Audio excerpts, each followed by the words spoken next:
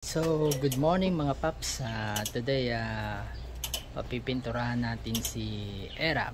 Ayan, kasi yung bubong niya, dahil sa labas siya nakapark. Ayan, so, nagkakaroon ng mga itim-itim. So, nag-decide ako na papinturahan na lang ng itim din. Para hindi na siya umitim kasi itim na siya. So yun, tara samahan niyo ako. Pakita ko sa inyo kung anong papipinturahan natin. Let's go.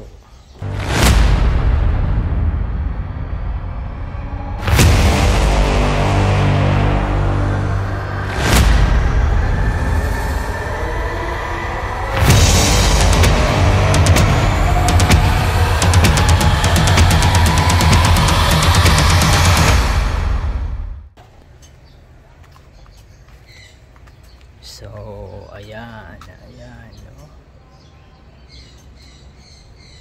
Medyo maitim-itim na dahil sa araw, ulan. So, yun na nga mga paps, no? Dahil sa araw, ulan, yan. So, ganun nangyari sa bubong ni Erap. So, nag-decide tayo na papipinturahan natin siya. Kasi kawawa naman. So mga gamit natin dapat natin alagaan para tumagal. So yun, naisip ko before na iparap na lang, kaso baka hindi tumagal. Yun, mas madali sana kung ipaparap lang natin yung bubong, kasi parang sticker lang naman yun, no?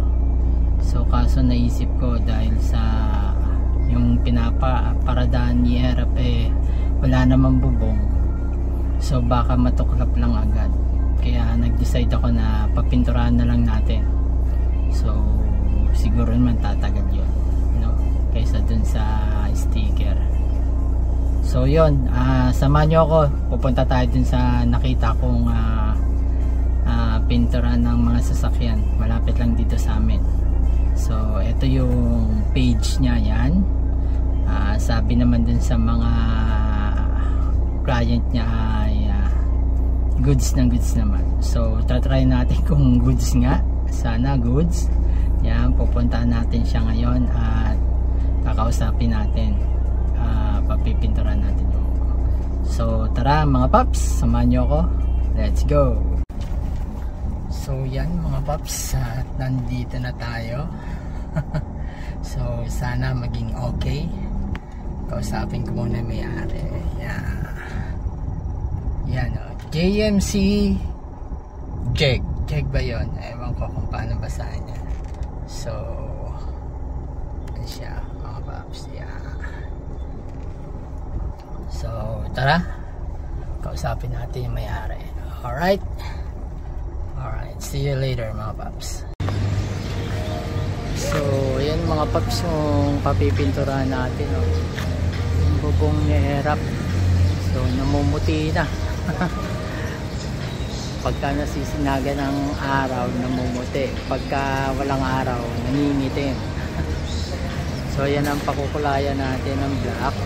So dito lang yan sa Pulo. Yan, Jesmo Road. Yan. Siguro alam niyo naman yan, nakikita niya ang kulay dilaw niya na parang bubong ng palengke, no? Pero wala.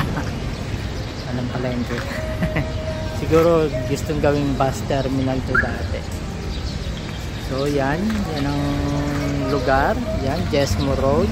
Dito lang yan, malapit doon sa stoplight sa may Pergas. Yan. So ito yung area niya, diyan kayo papasok sa gate na yan. So ayan, JMC, ewan ko kung ano yun, CEC ba yan o GEC, yan. So yan yung gawaan nila, no?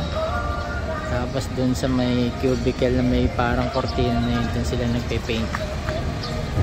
So yan. So I hope maging successful ang pagpipintura ng bubong. Ayan, so yun lang mga paps. Ayan. So see you later. So yan mga paps, tapos na. At uuwi na tayo. Iniwan na natin si Ed. So ayun, si Erap. So yan, dito siya gagawin. Ito ang kanilang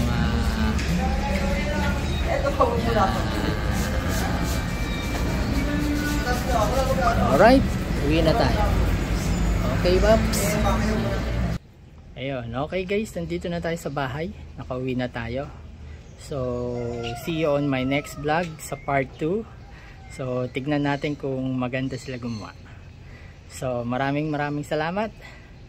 Riders, be with you. Bye-bye.